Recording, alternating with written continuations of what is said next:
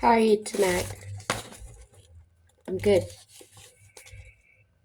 Got plenty of sleep. Rested. So,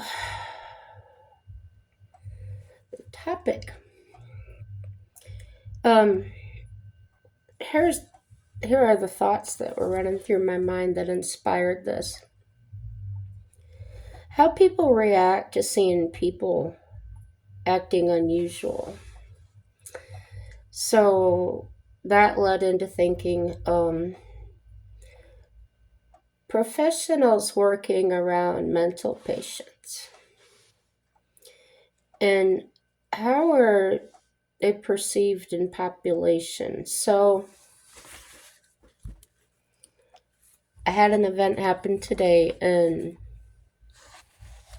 I think I'll leave it for a little while later. Not to tease you, it's just I haven't totally formulated in my mind how I want to go about sharing with you. So, I went to um, the American Psychological Association. I thought, fighting stigma by mental health professionals towards patients, mental health providers. So, remember I told you in a previous video, or if you're hearing it for the first time, that I worked for a mental health mental health hospital. I was a transportation, picking up people that came in for therapies, group therapies. Sometimes I took home people that had been released. Um, if we ate our meals there, we were required to eat in the cafeteria among the general population. We were encouraged to have conversations and things with patients. However, we had to watch our wording and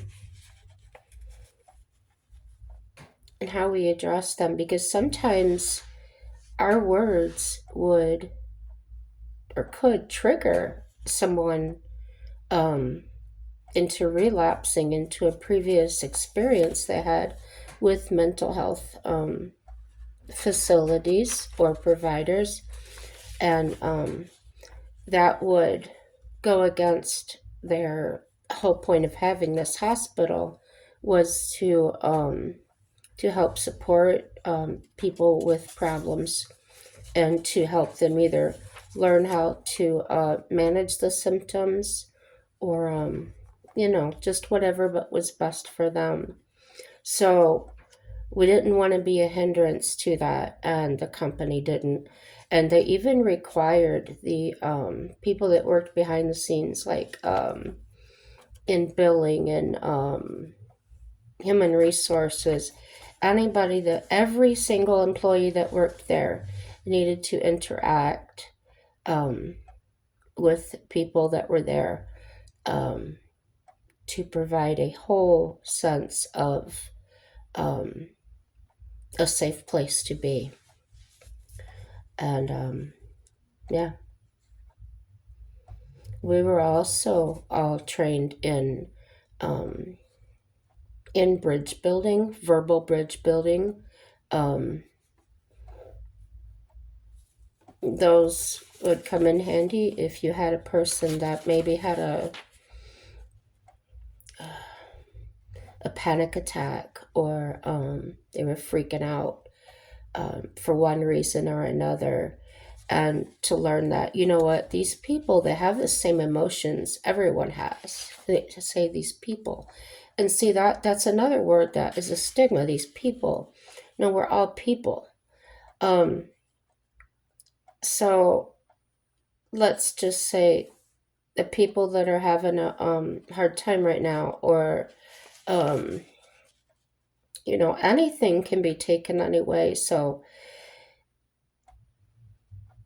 yeah, this I hope what I'm reading today can help at least point someone in the right direction. Now I better get into it. So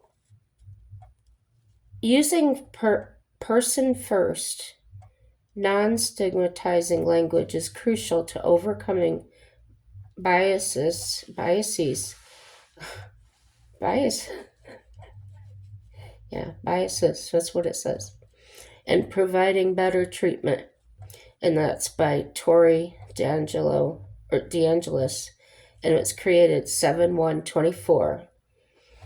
And psychotherapy, racism, bias, and discrimination. Throughout her undergraduate and graduate training in psychology, Maya Nafal was surprised that her professor and colleagues sometimes perpetuated unhelpful stereotypes about people with mental illness. In an introductory course on psychopathology, for example, she remembers a professor showing pictures of police mugshots as an example of what happens to folks who use drugs. She said, well, yeah, that's what she said. Now an intern at Montefiore Medical Center in the Bronx. People, this is a quote, people in our field sometimes use judgmental language when talking about patients, Nafal added. We don't always notice that we are doing it, but it has a big impact on the way we think about and interact with our patients. So that has affected me at times. And it was actually the first time here that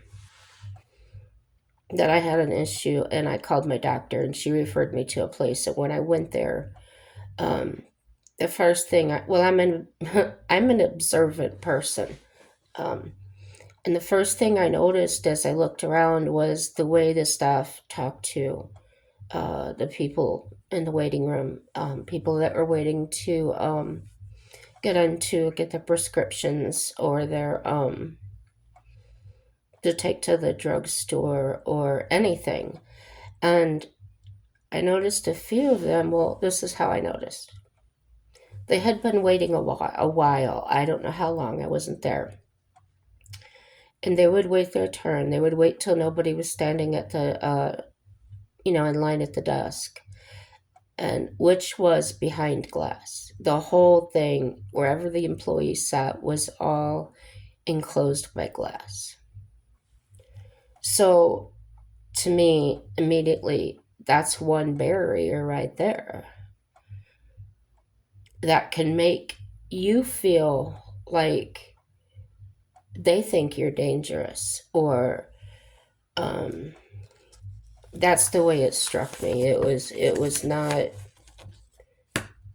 It reminded me of an institution more than walking into a place of welcoming you in for help. We're going to help you, kind of a thing.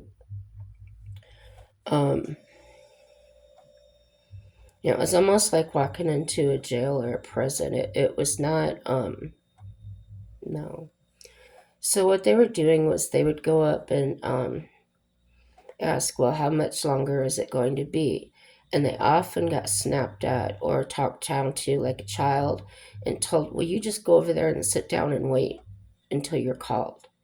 And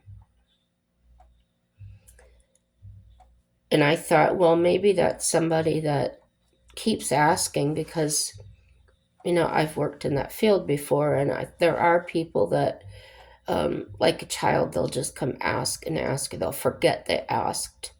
That's just how they are. That's, they're not doing it on purpose. They're sick.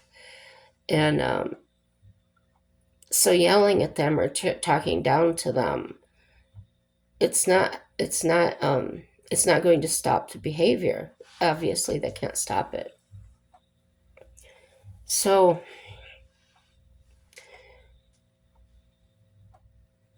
that I was already apprehensive about what I started going through.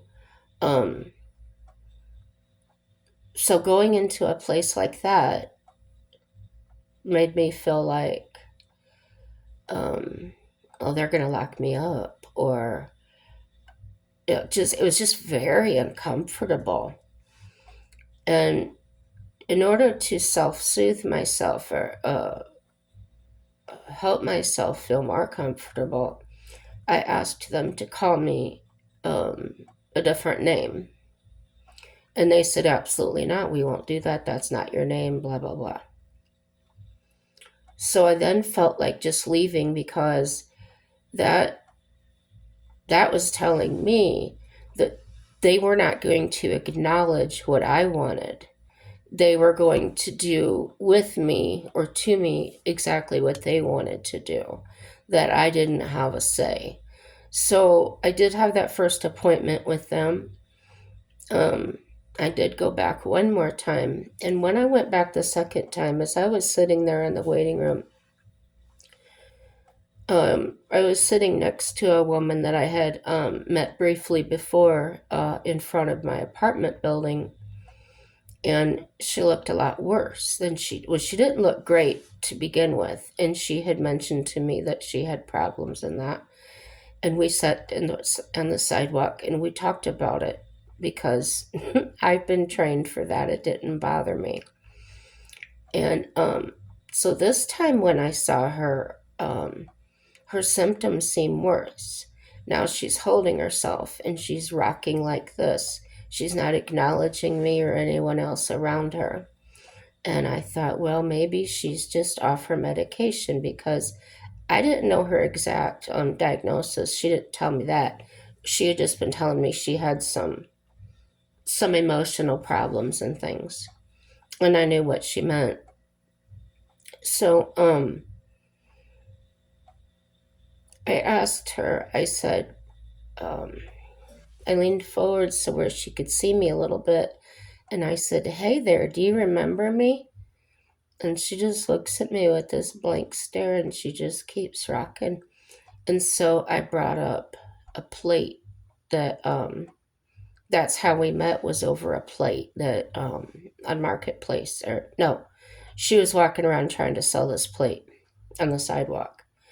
And I reminded her about the plate and how we sat and talked, and we were behind the grocery store, and she stopped rocking and she looked at me and she says, yeah, almost like somebody waking up after being asleep for a while, and just talking very slowly. And I said, how are you feeling? And she says, I don't know. So um, I really felt like they had done this to her, because I had seen her on that one day. Well, actually, I seen her a couple of times, but I was telling you about was the one time we were sitting down on the sidewalk. Um, there were other times she would stop by. She would see me sitting outside, because I used to smoke and I used to sit out there. And she would pull up in her car and she would say, hey, do you want some pizza? And I would tell her sometimes yes or sometimes no. Not this time, I don't have the money, because she wanted pizza, but she couldn't afford it. So what we did was we would split the cost of it. And I would have one or two pieces and then let her have the rest of it. And yeah, we got along fine that way. So yeah, to see her like this was a travesty in my eyes. I have seen patients do that. I've, driven them and been okay one day, and then the next day they're just like a totally different person. So that could have or may not have been something these people did to her. Um,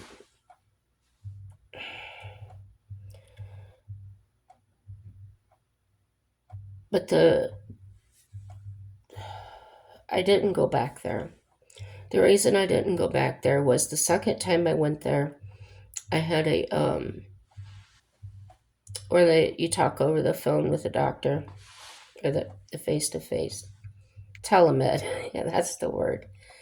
And within a few words or a few sentences with this woman, I knew all she wanted to do was prescribe me something, or she wanted to send me to a hospital for evaluation.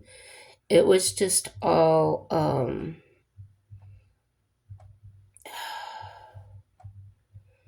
medical, technical. We're gonna medicate you and see what if we can change the way you are or the way you act or whatever. And had I not had the previous experience um, in knowing um, how people with problems like I was having were supposed to be treated, um, I really felt in my heart sad. I wanted to cry. I wanted to scream. I wanted to run out to that waiting room and tell everybody, save yourself and get away from here. Um, there's better places there. But this was the city or county mental health center. Um, yeah. So today, I had a really bad day. Um, I didn't want anything to do with anybody. Um, but I had to go to my dentist appointment. And it was to follow up on a tooth extraction site, and they wanted to make sure everything was healing correctly. And the other thing was I had to have 2 fillings. So,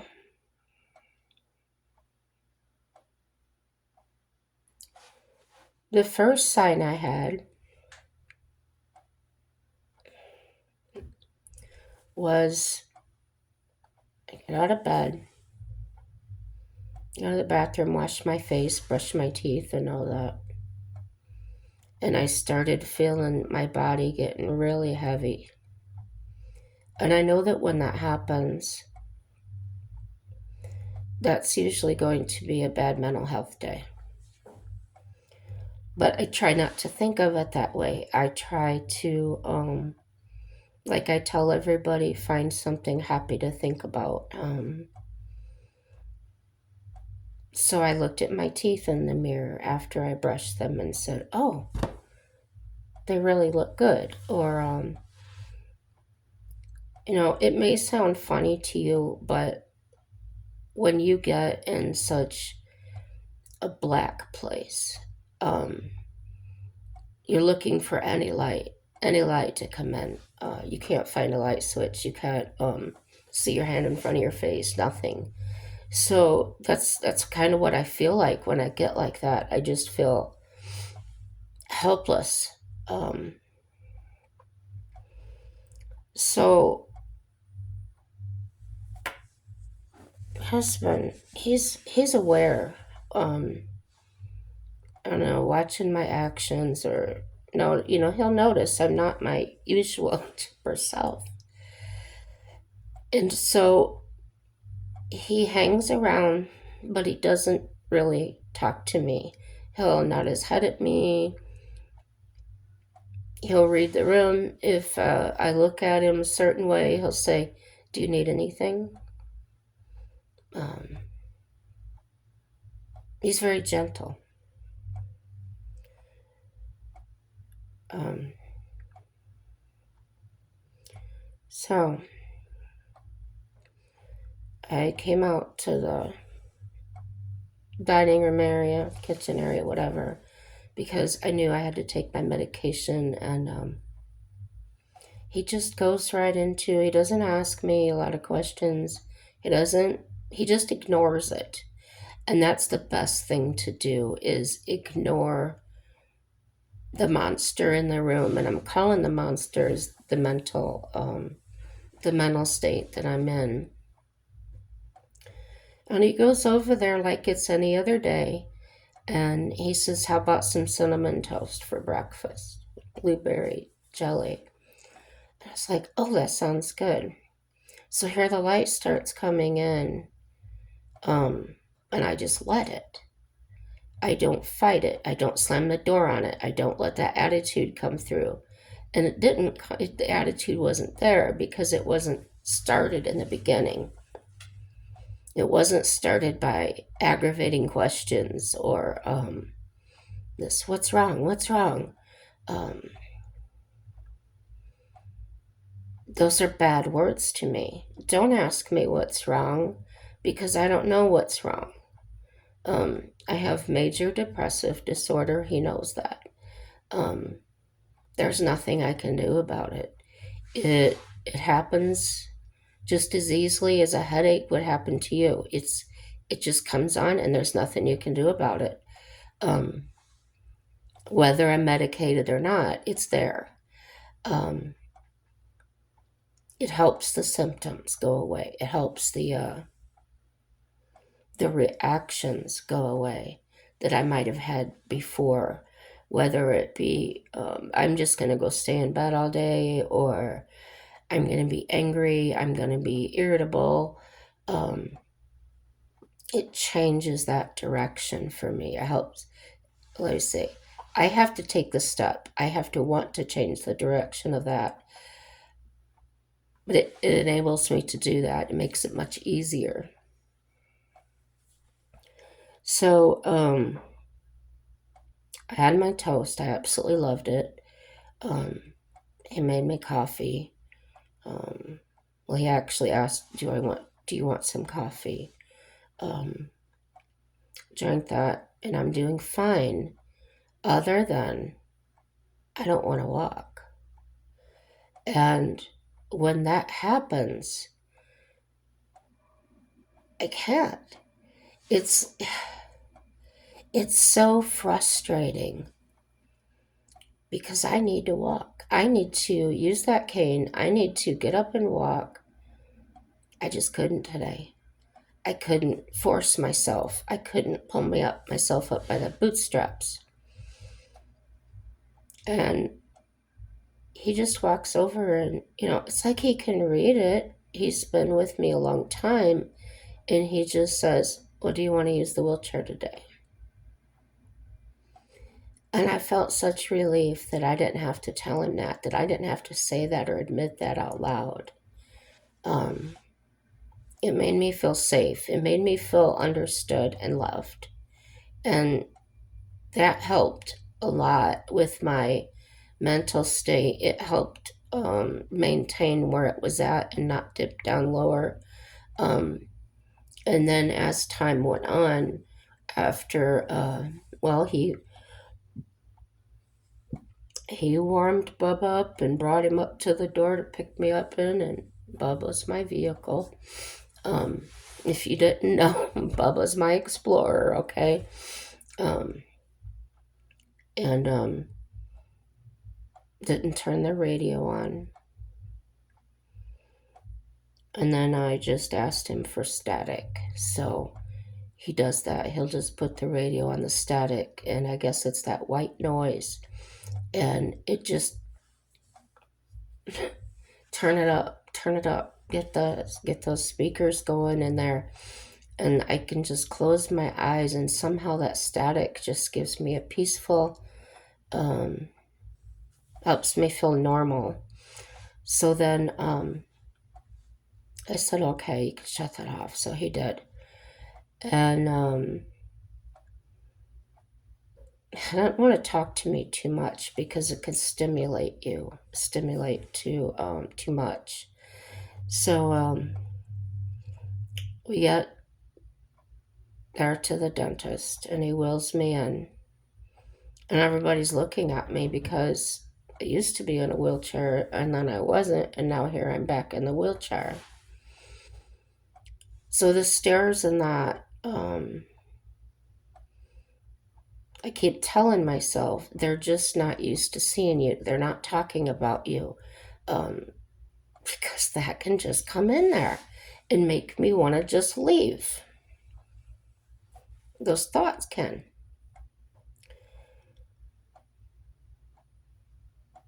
So I've got my head down, my chin into my chest, and I know I'm not acting right, but I can't change it. I love my dentist. I love her assistant. I'm usually chipper and social when I go in there and happy to see everybody. But today I was withdrawn and quiet in the wheelchair and just, down, down, down. Well, I get into the chair and my the assistant, she's basically all over me and wanting to help and everything she can. And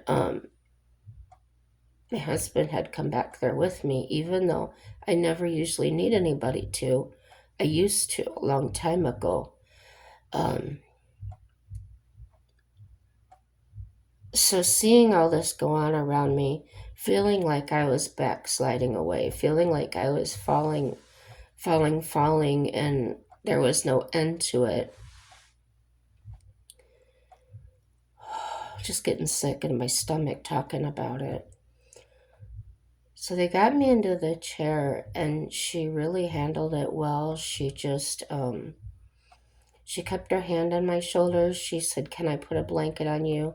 Instead of saying, "Do you want a blanket?" Which asking questions like that to somebody like me can even be too much. It can be overwhelming. Um, I can't explain it. It's overwhelming. Um, so I felt like she was just wonderful. Um, I wasn't thinking about it in the way I'm explaining it to you now because at the time, all I could do was just sit there and let them do what they were going to do.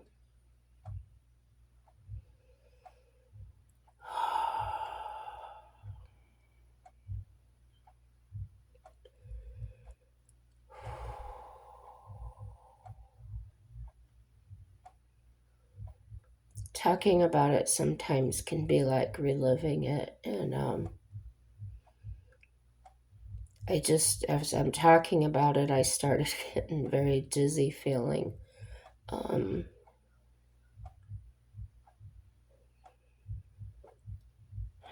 While stigma by mental health providers toward mental health patients remains understudied, the existing research suggests it is common.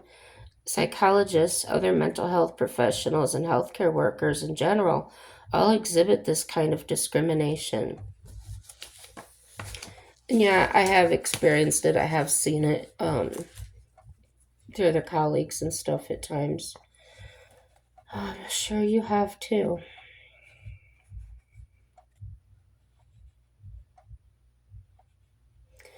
A review by sociologist Stephanie Knack, Knaak,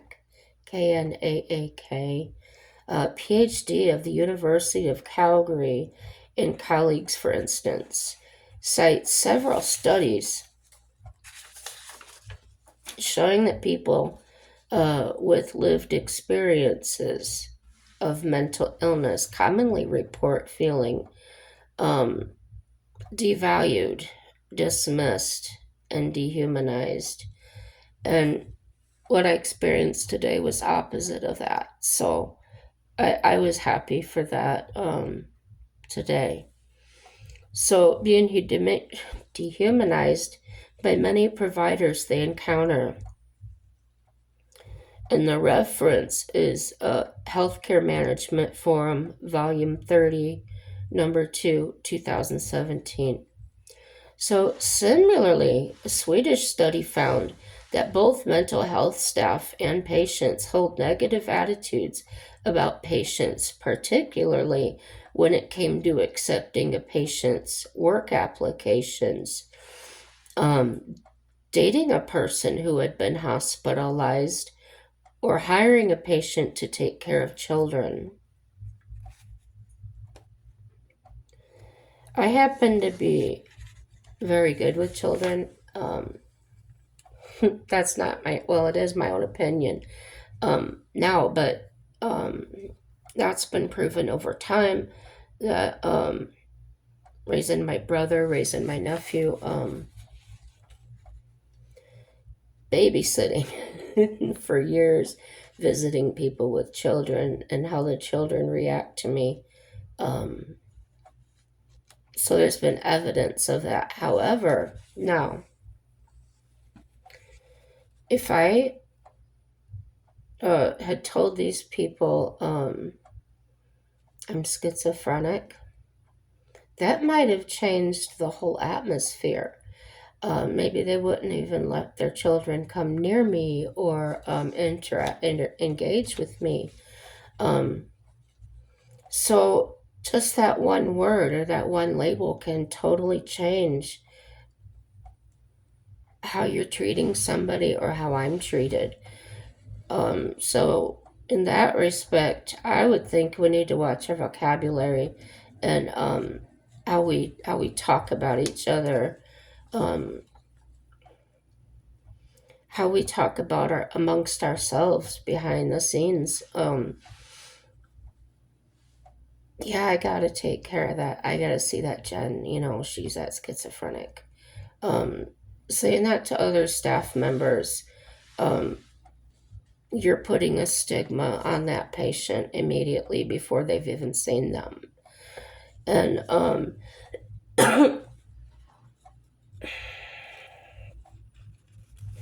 how would you feel being described as your illness? Um, that's flu lady. That's amputee lady, or that's Scarface. That's kind of what it would be like. And there's more to that person than that scar. And just like me, there's more to me than that label of schizophrenic. Um, I want to prove that just because we have that diagnosis does not make us any different than you. It doesn't. Um, it just means that I have something. I have a disease, okay? And it's not contagious. So,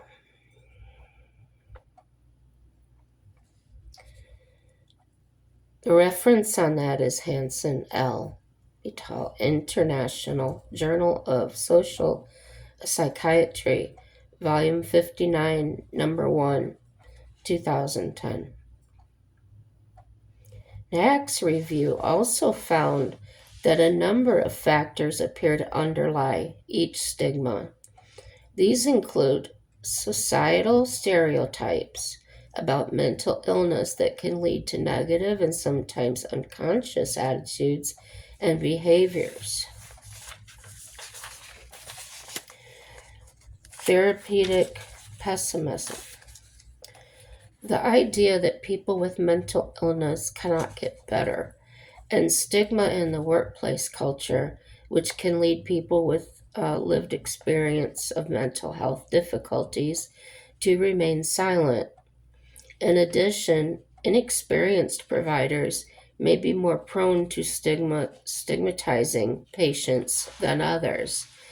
And that was said by John F. Kelly, PhD, ABPP, a professor of psychiatry at Harvard Medical School who treats people with substance use disorders and studies ways to reduce stigma related to this population. He quotes, "We all have implicit biases that we suffer from, stereotypes and prejudices toward those who are different from us. He said, these tendencies can be amplified in clinicians, particularly when they don't have much experience with certain types of disorders. So, why it happens? In some respects, this phenomenon is understandable. Providing good mental health care can be challenging, and dealing with difficult patient symptoms and high levels of need can fuel provider stress. Is compounded when psychologists work in settings with high caseloads.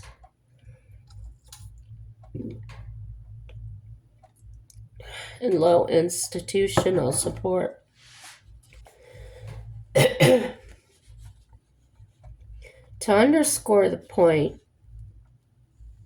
APA's 2023 Practitioner Pulse Survey found that during and since the COVID-19 pandemic, many psychologists said that patients are entering treatment with more severe symptoms and staying longer. And 36% of those surveyed said they felt burned out and as a result. But holding these negative views, whether overtly or covertly, is not good for patients, providers, families, or the public. Studies show that patients pick up on provider stigma, and it can lead to feelings of marginalization, treatment dropout, and failure to enter treatment in the first place.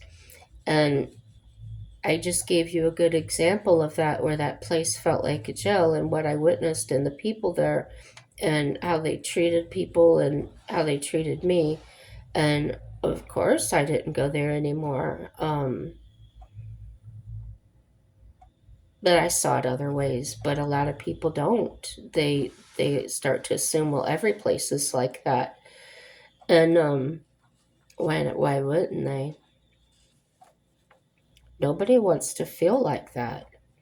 In a survey of 350 mental health service users, those who felt that providers held negative attitudes toward them were more likely than others to feel disempowered, a perception linked to internalized stigma.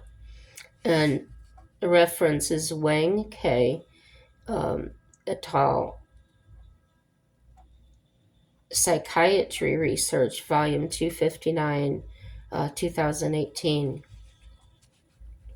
Meanwhile, a literature review headed by Claire Henderson, PhD of King's College London, points to specific provider behaviors that patients perceive as barriers to recovery. If they don't have any faith in you, if I don't have any faith in you as a provider or a healer, that will affect my treatment, because my guard's going to be up. I'm not going to be totally accepting of what you're saying. So here we go.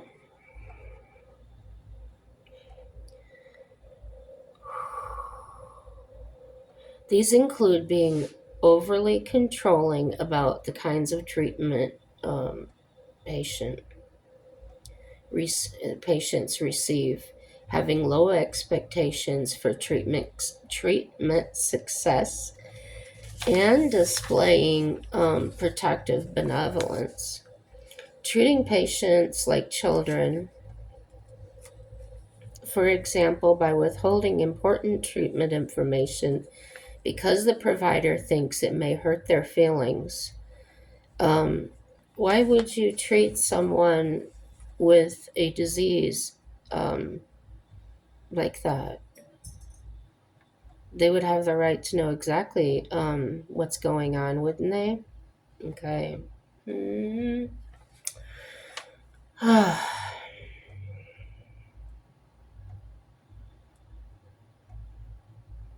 That would really bother me. It really would. Conversely, providers who are seen as understanding, dependable, reliable, open, honest help facilitate recovery, according to patient reports. Now, the reference on that is uh, the the Lancet. I can't read my writing again. Psychiatry, Volume 1, Number 6, 2014. And perhaps not surprisingly, mental health providers stigmatized some disorders more than others. Research also finds conditions with the highest associated bias include schizophrenia. Yeah. Valerie K.M. and Pertu. I don't think I'm saying that right. A Psychiatry Research, Volume 290, in 2021 or 2020. Borderline personality disorder is another one,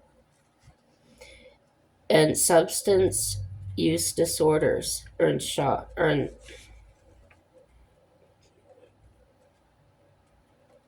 Maybe I should start this over. No, it's too long. This bias often appears in the language used to describe people with these conditions, Nafal commented. Calling someone with borderline personality disorder manipulative or attention seeking, or using terms like an addict or a schizophrenic, are all ways we use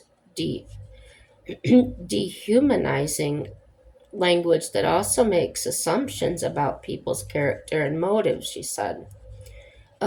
Tackling the problem. There's many ways psychologists can help reduce patient-related stigma, whether internally within their professional settings or in the community at large. According to psychologists who study these forms of stigma, here are some questions, um, some suggestions. Yeah. 1. Take a personal inventory. Improve your awareness of the problem is a good start. Yeah. These psychologists said, consider your own internalized and sometimes unconscious biases about mental illness. How the need to fit in with your colleagues may lead you to talk in certain ways about patients, and most importantly, how stigma affects patients. So, story time. This is one of my unhappy stories. It's kind of sad, actually, really sad, actually. I had a friend that um, I met when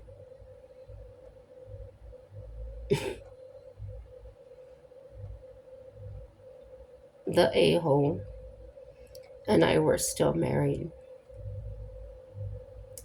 And when things got crazy out of hand, she was there, totally in.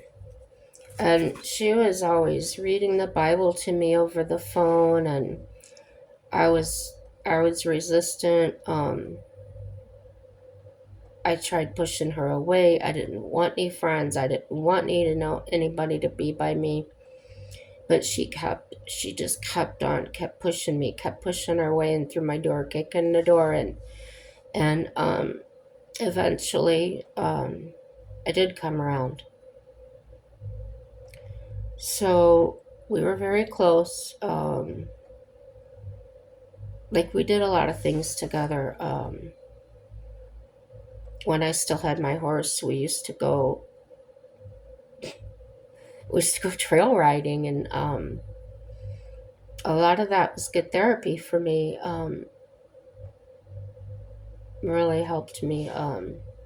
Good distraction from the horrible things I was going through. And this went on years. I want to say about 10 years. And she did so much for me. And I wanted to do back for her, and I tried. I trimmed her horse's feet for her. Anything I could do to help, clean her barn, whatever. Um, well,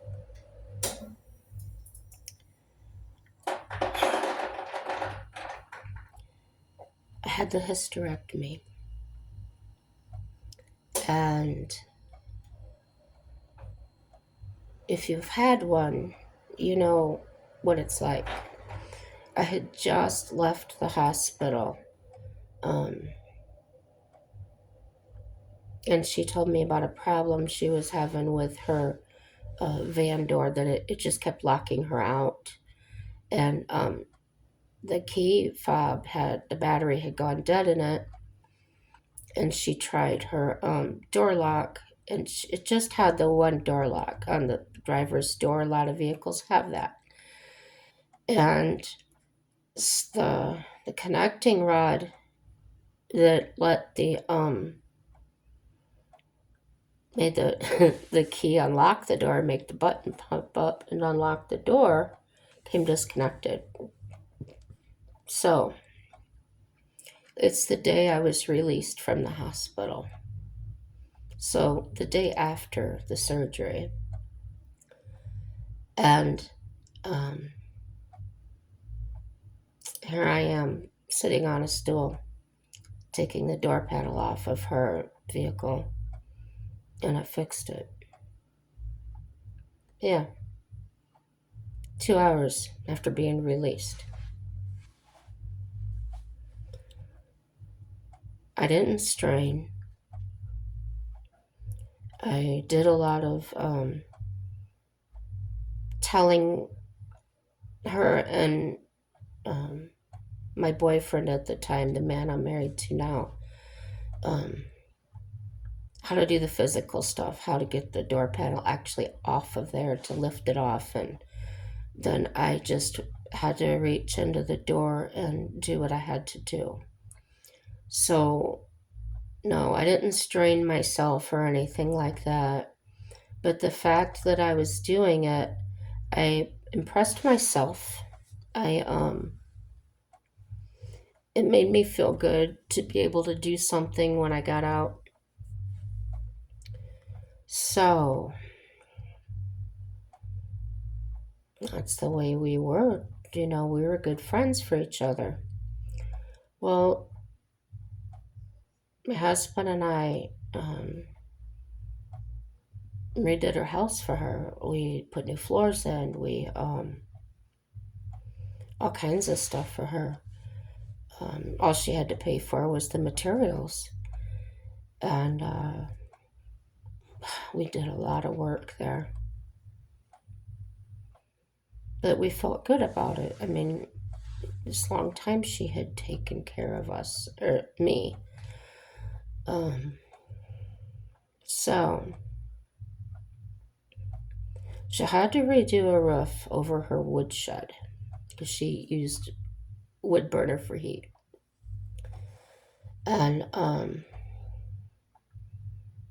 my mom wanted to come over there and see what we were doing because I had told her about it all. Well, after meeting my mom, well, she knew everything that my mom had done, and whatever.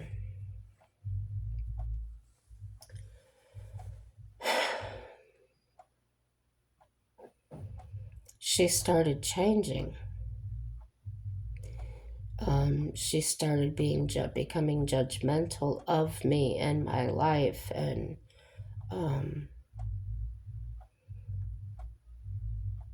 saying things that my mother would have said to me, that nothing supportive, nothing but tearing me down, like you're not doing this, you're not doing that. um it wasn't encouraging. It wasn't I couldn't believe this was happening. So our friendship ended. One of the things that she was doing that made me think of her during this article was, um, when I met her, she wasn't working outside the home. She was gardening and doing things at home. And some of the changes I started seeing was she had taken this job at a hospital. She was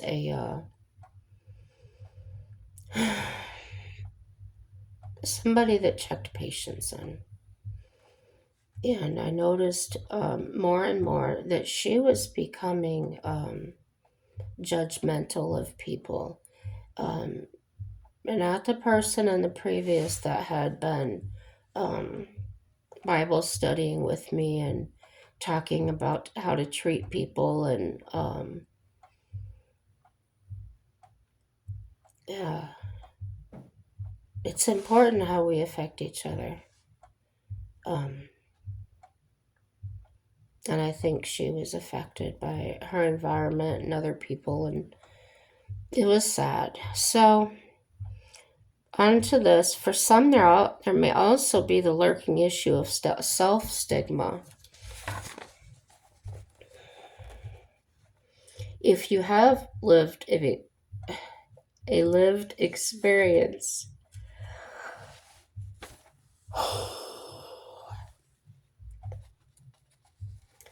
of mental illness yourself, it can be difficult to bring it up for social and professional reasons, which in turn can affect your mental health and that of your patients.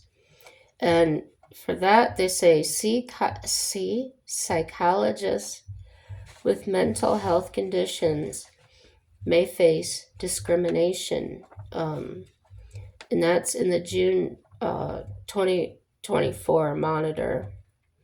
In fact, many of us struggle with emotional and psychological issues, and it is unhelpful to treat patients as if they are only ones who experience such difficulties. And that was said by Andrew Devendorf, a graduate student at the University of South Florida who was doing his internship at the Veterans Affairs Puget Sound healthcare system in Seattle. Said, instead of having the attitude that I'm a psychologist, therefore I don't experience these things, I think we should share with the patients that we're human. We're human beings who also experience these things, and we know it can be difficult. So he studies mental health stigma within the profession, and patients are better able to identify with that kind of attitude than the traditional power dynamic that's gone and um, and that's true, because after seeking another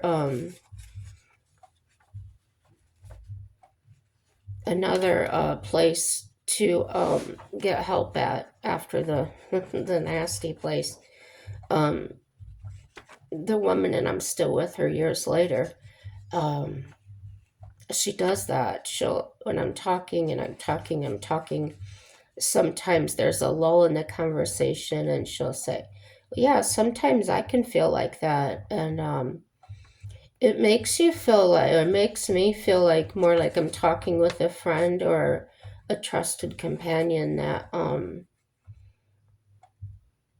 it's nice. It helps me focus on getting better instead of worrying about what's she gonna say about me when I'm gone, or yeah, it's better. I agree with him on that. So, a potent way to combat stigma on an individual level is simply to change the way you talk about patients with colleagues and otherwise, Kelly added. In a randomized study he led, the team found that vignettes where a person with a labeled substance abuser was labeled a substance abuser. Participants viewed that person as a greater social threat, more likely to act out in negative ways, and more deserving of punishment than a person labeled as having a substance use disorder. Isn't that something? People are weird. And that reference, International Journal of Drug Policy, Volume 21, Number 3, 2010. In general, Kelly recommended using person first, non stigmatizing language, such as a person with a substance use disorder, rather than a substance user, as well as language that describes a person's behavior rather than their overall character. Quote, there's something about language that can evoke these implicit biases toward individuals, he said. So it's important to be careful how we talk about our patients. Then I just listed some other topics in the article. Learn new care methods, educate others, design and test interventions, and look for further reading. It's very important to people like me, and it's probably important to all patients of every disease or every illness. Nobody wants to be treated like an outcast. Now, I'm going to tell you something you may or may not know. One of the statistics I learned when I worked at the hospital was that the majority of the mentally ill people that they were treating are working people. One of the highest are CEOs of major corporations. I imagine the stress and things. One's fixated on how much starch is in his collar. It has to be very straight. It has to be, and he was always doing this to it. There's people, it doesn't matter what walk of life you're from or your social status, your success in life. Mental illness can and will strike anybody at any time. And it's like, so a lot of times it's everything's going along just fine, and then all of a sudden, bam, it's not. Something's off. And so just because you've been healthy or you're active or you're in shape, it doesn't necessarily mean that you've kept your mental health in shape. You haven't been working on your mind. Things have always changed, have always been changing. And then suddenly maybe you hit a certain age and everything catches up and you're thinking, how did I get this way? Where did all that time go? Or may become fixated on that. We never know. But the important thing is that I hope I'm getting the words out correctly. Sometimes it's hard for me to get the words out. And that does not have anything to do with my illness. It has to do with other things that I won't talk about yet. But just know that I'm going to do my best. I'm going to keep trying to get information out there in between other subjects. Sometimes I'm serious, sometimes I'm goofy. And, it's great. I like to laugh.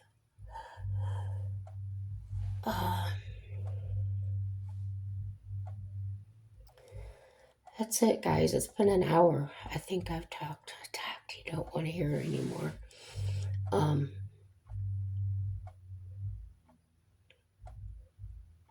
Thanks for watching this long. Thanks for subscribing and being here with me. Yeah. You know what? You know what I'm gonna say? Subscribe, dislike, share, comment, and everything's good. Happy day.